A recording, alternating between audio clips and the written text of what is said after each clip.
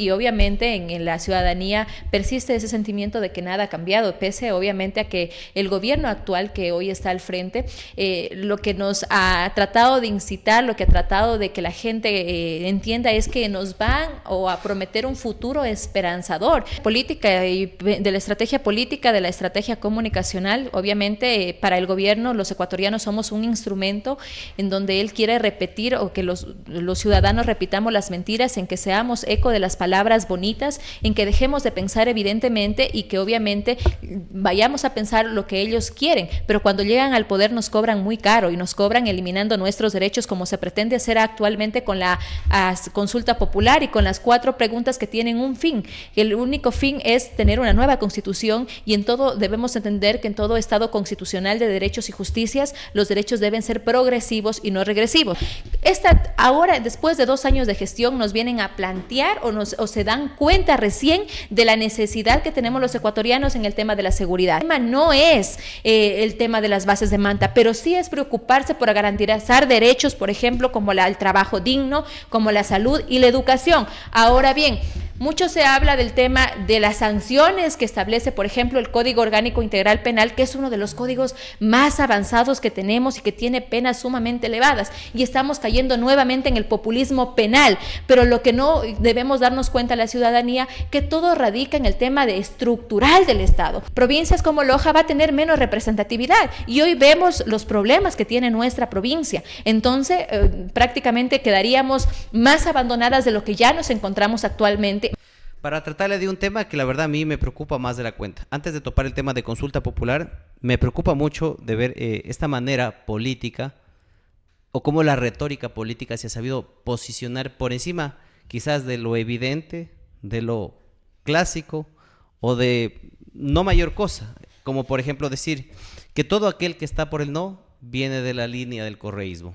Encasillar a las personas que no piensan igual, obviamente en este caso, cercanas al gobierno nacional, ¿no cree que es más grave de lo que parece? Porque no solo se trata de encasillar, se trata de amontonar a todos y obviamente generar esta polarización que le está haciendo bastante daño al Ecuador. Buenas tardes, Joana. Buenas tardes, John. Un saludo para quienes nos ven a través de la página de Lo del Momento Loja. Siempre un placer poder compartir este espacio tan importante. Bueno, tú muy bien lo has señalado, es un tema muy grave. En realidad que no le afecta solo a una tendencia política o solo a un grupo de personas, sino que obviamente ha canalizado en la mayor parte del pensamiento, creo, de los sectores de nuestra sociedad. Y es precisamente que no podemos resumir los derechos que nosotros a lo largo de la historia hemos adquirido en una sola persona. Porque si bien es cierto, no se trata esta elección de la consulta popular de defender o tener una posición política con una u otra organización que ya han sido poder en nuestro Ecuador, sino obviamente se trata de decidir en lo que queremos para nuestro futuro, porque en juego y en riesgo está obviamente los derechos que hemos adquirido durante la trayectoria, la lucha y la organización de los sectores populares, de los sectores sociales, de los sectores más empobrecidos, en donde hoy sienten obviamente que sus necesidades no han sido cumplidas y donde viven latentemente la pobreza y la extrema pobreza. La singularidad en este momento nos vamos a poner en un proceso electoral el día domingo. Se han venido haciendo campañas por el sí y por el no, pero yo sí tengo que decirlo que esta campaña yo la veo con mucha poca participación de la ciudadanía. No solo del no, también del sí. Porque pongamos por ejemplo a Loja. En Loja, de lo que era la campaña de la presidencial versus la de ahora, es sumamente ínfima. No he visto más de 20 personas organizándose, por ejemplo, en los recorridos de la ciudad. Y lo mismo pasa por el no. ¿A qué se debe esta desconexión de la gente? Porque si esto hubiese pasado hace años atrás, hablemos, por ejemplo, solo de la intención de eliminar los subsidios. Ojo, la intención, ni siquiera de haberlos quitado, las convocatorias eran muchísimo más grandes que ahora. ¿A qué se debe esta desconexión de algunas protestas que en este caso vienen de algunas organizaciones y de movimientos políticos, independientemente de la línea política que sea? Existe un hartazgo político, yo creo que en la sociedad, precisamente recordemos que hemos venido de elección en elección, no solo son la consulta popular, ya tuvimos anteriormente otra consulta, hemos venido en elecciones presidenciables, vamos a otra consulta y vamos caminando a paso a un nuevo proceso electoral del 2027, o sea, existe un hartazgo político y obviamente en la ciudadanía persiste ese sentimiento de que nada ha cambiado, pese obviamente a que el gobierno actual que hoy está al frente, lo que nos ha ha tratado de incitar, lo que ha tratado de que la gente entienda es que nos van a prometer un futuro esperanzador. Yo digo, prometen cosas sin sentido, porque nosotros lo que verdaderamente necesitamos es una acción real frente a los problemas que hoy vivimos, pero no necesitamos que nos promuevan o que nos digan, bueno, vamos a votar por la esperanza, nos dicen. Entonces, en ese sentido nos están prometiendo sueños, tal vez algún tipo de esas cosas, sin embargo, no nos están cumpliendo con las acciones verdaderamente reales. Y ese hartazgo político se evidencia obviamente en la campaña, en el proceso electoral que venimos el día de hoy justamente teniendo en nuestro país, y es por eso que la gente tiene una desconexión, porque cuando nosotros vamos a las calles, claro, existe el descontento popular, el descontento por este gobierno es latente, la gente lo siente, la gente lo manifiesta. Sin embargo, cuando se va o se habla de un proceso electoral como el que tenemos el próximo 16 de noviembre, la gente dice, otra vez vamos a un proceso electoral, y sabemos que nada de esto ha mejorado nuestra condición de vida, vemos cómo nos siguen cumpliendo. Entonces también hay que atañar todo esto a que existen responsables, y es precisamente que los responsables son los que están al frente de administrar nuestro país. Imagínense llegar a un punto en donde en épocas pasadas el colonialismo era bastante arraigado en su tiempo. Algunos analistas, al menos a los que yo he podido seguir de cerca, mencionan que estamos en una especie de nuevo colonialismo. ¿Por qué lo mencionan de esa manera? Porque lo dan a entender de que la gente tiene un poco más de agrado porque venga la fuerza militar. Por ejemplo, hablemos del tema de las cárceles. La gente no confía, ni la gente que está en el SNAI, ni la gente que está en la policía. Entonces la gente menciona, bueno, ¿por qué no los dejan que los militares entren? Es decir, generan un poco más de confianza, pero en la práctica hay cosas obviamente que no se pueden cruzar cuando tenemos unos límites bastante arraigados. Pero la gente busca una especie no sé si estoy equivocado yo, pero una especie de modelo hasta de dictadura en este caso, porque ha habido tanta inestabilidad, ha habido tanto tema de cambios, que al final la gente lo que quiere es algo un poco más a lo largo en el tiempo, pero el gran juego que termina dándose en las masas es ¿quién puede ocupar ese lugar? Obviamente una militarización, algo un poco más a nivel de dictadura. Algunos dicen que eso no existe, pero algunos analistas mencionan de eso, que hay una especie como de gusto por la imposición ante el pueblo ecuatoriano. No sé si es parte de la estrategia política en este momento por parte del gobierno. Es parte de la estrategia política y de la estrategia comunicacional. Obviamente, para el gobierno, los ecuatorianos somos un instrumento en donde él quiere repetir, o que los ciudadanos repitamos las mentiras, en que seamos eco de las palabras bonitas, en que dejemos de pensar evidentemente y que obviamente vayamos a pensar lo que ellos quieren, pero cuando llegan al poder nos cobran muy caro, y nos cobran eliminando nuestros derechos, como se pretende hacer actualmente con la consulta popular y con las 4 preguntas que tienen un fin.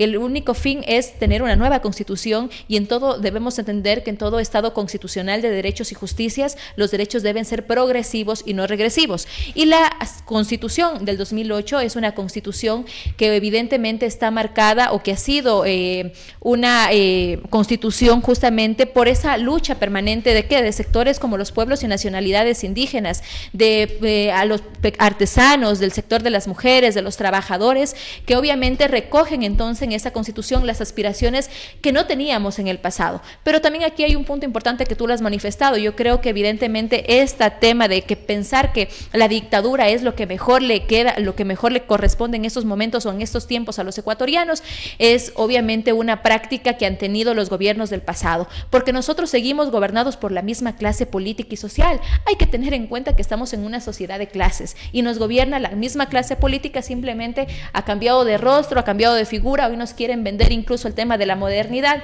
Vemos un presidente que habla muy poco y le asocia el tema de la modernidad a que los discursos deben ser resumidos, pero en la práctica lo único que evidencian es que carece de un profundo conocimiento de cómo se maneja el Estado, de cómo se administra y cómo se cuida y se protege los derechos de los ciudadanos. Ahora vamos a la parte, en este caso medular, estimada Joana. Tenemos 4 interrogantes en este nuevo proceso de referéndum y consulta popular. Vamos por las primeras, que es en este caso por parte del referéndum. El tema de las bases extranjeras. Obviamente ustedes llaman a votar por la contienda del no, y la pregunta es, ¿por qué no dejar que en este caso vengan bases extranjeras? ¿Con qué argumento? Le voy a poner los argumentos del sí para ver cuál es el argumento en este caso de ustedes por parte no. El argumento del sí es que, bueno, no tenemos la tecnología suficiente, no tenemos el armamento suficiente, no tenemos el recurso suficiente y, bueno, hasta han puesto en duda de que tampoco existe la capacidad suficiente para enfrentar a un enemigo, en este caso que ellos lo han marcado como es el narcotráfico, porque hablan de que el Estado cuenta con una limitación y, bueno, pues el narcotráfico, ellos hablan de que tiene un presupuesto infinito. En ese sentido, ellos creen que esta opción posiblemente sea una viabilidad, al menos justificando con la primera pregunta. ¿Por qué no tener la llegada de bases extranjeras, militares, por si acaso, porque no son solo bases extranjeras, en el Ecuador a través de lo que promueve en este caso la consulta del presidente de la República? Claro que el Estado tiene limitaciones porque hemos visto cómo el presidente se ha perdonado más de 98 millones de dólares en multas, en intereses con el SRI. Vemos cómo la vicepresidenta también se ha perdonado más de 10 millones de dólares y cómo en el 2025 se han fugado capitales por más de 800 millones de dólares. Claro, hay grandes deficiencias en el Estado, no existe un presupuesto, por ejemplo, para manejar el tema de las cárceles como actual. Ahora, después de 2 años de gestión, nos vienen a plantear o se dan cuenta recién de la necesidad que tenemos los ecuatorianos en el tema de la seguridad. Hemos tenido, mi estimado John, múltiples estados de excepción, hemos tenido leyes inconstitucionales que las ha ratificado la Corte Constitucional, hemos tenido el Plan Fénix y sin embargo no han podido dar solución a los nuevos pasos. Lo único que se quiere proponer en esta consulta popular se quiere proponer el autoritarismo, la dictadura, la represión, como ya lo hemos vivido en semanas atrás, por ejemplo, con el paro nacional.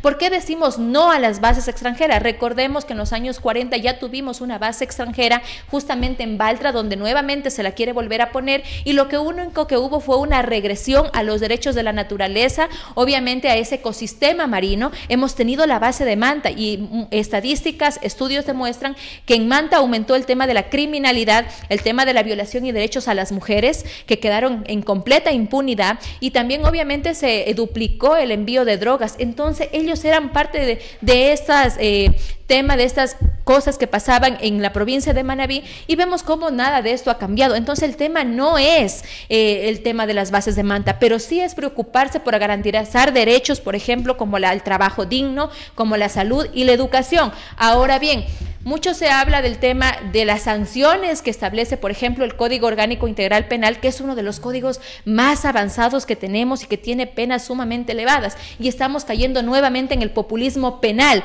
Pero lo que no debemos darnos cuenta a la ciudadanía, que todo radica en el tema estructural del Estado.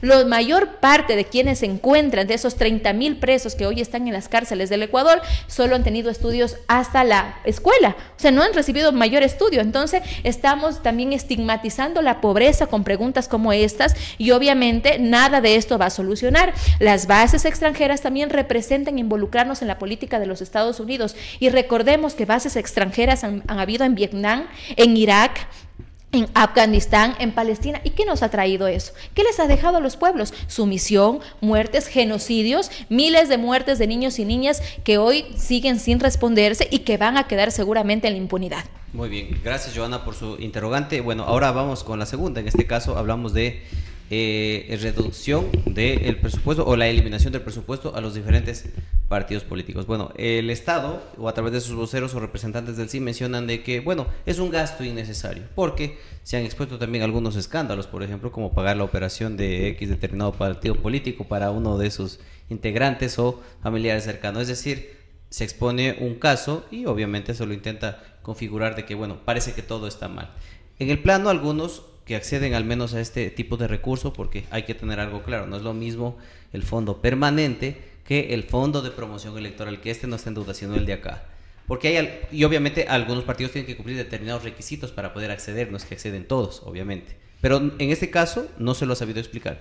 Pero en el fondo es que el Estado no puede seguirle dando recursos a los diferentes partidos políticos. Esta pregunta suena hasta media simpaticona, porque la mayoría de la gente quiere ver arder a los políticos en cualquier lado donde los puedas poner. Pero esto, ¿por qué se tendría que votar no cuando parece haber una retórica incluso hasta que tiene una especie de media aceptación? ¿Por qué votar no en el tema de la eliminación de recursos a los partidos políticos? todas las preguntas de la consulta popular evidentemente no resuelvan las grandes necesidades que tenemos los ecuatorianos. El problema no está en el número de asambleístas, sino a qué intereses representan, cómo llegaron los actuales asambleístas al poder. Debemos recordarlo, hacerle eco en la ciudadanía, justamente con el clientelismo electoral, con las dádivas, con el poder económico. Entonces el gobierno de Daniel Noboa no quiere que prevalezca la igualdad justamente en este tema de representatividad, sino que quiere que prevalezca el poder económico, el clientelismo electoral, que exista, por ejemplo, el financiamiento del narcotráfico y de algunas transnacionales que financian las campañas electorales. Entonces, yo si se modifican o si se aprueban estas preguntas de llegar a ganar el sí, lo único que vamos a tener es lo que ya hemos vivido en las muchas elecciones que los ecuatorianos hemos pasado, cómo ellos financian las campañas. No es lo mismo participar, porque en este país no participamos en igualdad de condiciones, a pesar de que está establecido en la Constitución, pero no es culpa de los ecuatorianos, es culpa de los que están al frente, porque ellos no respetan las reglas para participar y obviamente dentro de sus partidos políticos también promueven e utilizan a muchos sectores de la sociedad, como los jóvenes y las mujeres, para que sean simples cuotas electorales, pero no tienen un plan de acción, un plan nacional que obviamente atiende esas necesidades. Entonces el problema no está en el número de asambleístas, porque por ejemplo, en el caso de que llegara a ganar el sí, provincias como Loja va a tener menos representatividad y hoy vemos los problemas que tiene nuestra provincia. Entonces prácticamente quedaríamos más abandonadas de lo que ya nos encontramos actualmente, más aisladas de esa representatividad, y evidentemente nuestros derechos quedarían postergados y resumidos a lo que el poder económico quiere en este país.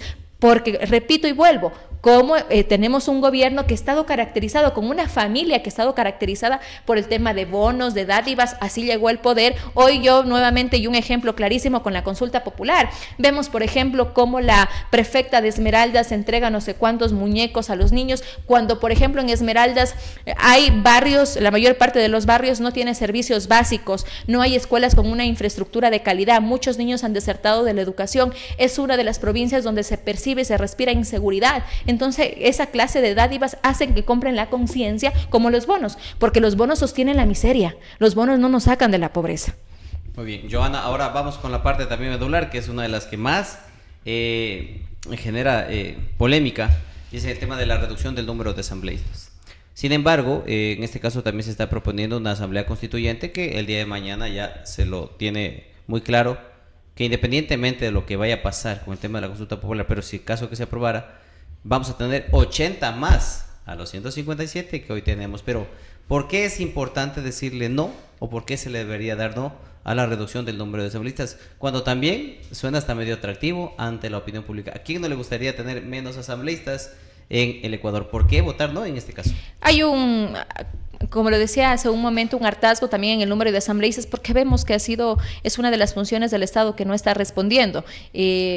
Tramitan o presentan proyectos de ley no acorde a la realidad nacional, sin debate, evidentemente, cuando por ejemplo hay problemas muy postergados durante muchos años. Un ejemplo clarísimo, yo siento que el descontento persiste porque, por ejemplo, nosotros tenemos un código del trabajo que data de 1938, estamos 2025, es insuficiente para la realidad económica, social, cultural y política de nuestro país. Entonces, esa realidad no es, pero ¿por qué pasa? Porque obviamente estamos en una asamblea que actúa políticamente y no se resuelven, no tenemos la representación, justamente por lo que decía anteriormente, de los sectores populares, de las organizaciones, que sí tenemos propuestas, que sí le hemos demostrado a nuestro país que no solo estamos en los procesos electorales, sino que somos partidos y organizaciones políticas que estamos en acción política permanente defendiendo los derechos de los sectores más populares. Esto no nos va a cambiar porque, como te digo anteriormente, no depende del número de asambleístas, pero sí depende a qué intereses representan. La mayor parte de la bancada que conforman la asamblea, que son obviamente del gobierno, esta bancada, ¿qué intereses está representando? Está, por ejemplo, no fiscalizado el tema de Progen. Entonces son bancadas o son asambleístas que representan entonces a esas 200 familias, porque hay que decirlo que en nuestro país solo existen 200 familias que se han beneficiado del trabajo de millones de ecuatorianos y ecuatorianas. Muy bien, ahora sí vamos a la pregunta medular, y esta nos genera más escenarios. Analistas mencionan de que no se vería de nada la 1, la 2 y la 3 si es que se aprueba la pregunta número 4, porque en la 4 menciona de cambiar la Constitución, es decir, posiblemente si existiría una amplitud Y tampoco existe una camisa de fuerza para decirte, tienes que poner la pregunta A, B y C, no. Eso quedaría en debate. ¿Y por qué generamos estas interrogantes aquí, hasta especulaciones? Porque el gobierno nacional no nos ha dicho qué va a hacer en la nueva constituyente. Incluso le mencionaba al ex gobernador Freddy Bravo, yo le digo, cuénteme, le digo que está mal, al ex asambleísta, al actual asambleísta Jorge Guevara también le digo, cuénteme que está mal, porque digo, si es que algo está mal, incluso para ayudarles a promover el mensaje. Porque la gente quiere saber en dónde está mal y qué están proponiendo de bien para poderlo impulsar.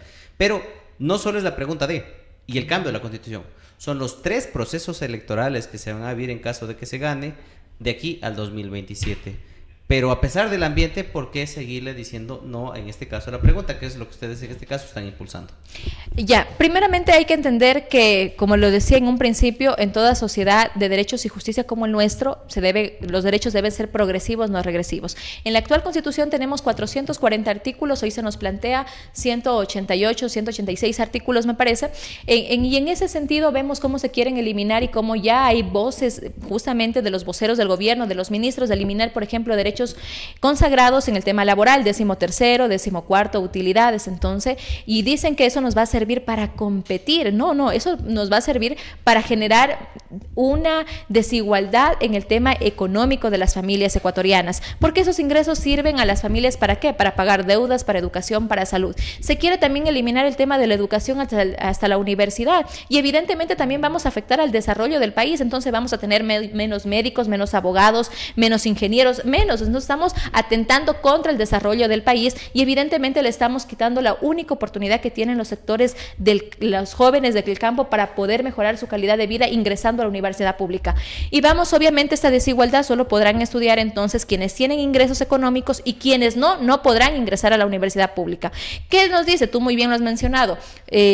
Cuando se señala, por ejemplo, de que la Constitución defiende delincuentes, y nosotros preguntamos en cuál es el artículo que la Constitución defiende delincuentes, simplemente no nos dicen absolutamente nada. Lo que sí debe conocer la ciudadanía es que la Constitución garantiza el debido proceso, la tutela judicial efectiva, la seguridad jurídica, para que cualquier ciudadano no pueda, obviamente, ser detenido injustificadamente ni arbitrariamente, y el Estado cumpla las reglas conforme establece la ley. Entonces, prácticamente esto no va a sanar. Nosotros recordemos que estamos a un gobierno que miente, que incumple y que no nos garantiza, un gobierno autoritario. Los problemas del Ecuador no se van a solucionar cambiando de papeles, y no se van a solucionar garantizando derechos. Otro tema muy controversial que es importante que lo conozca la ciudadanía.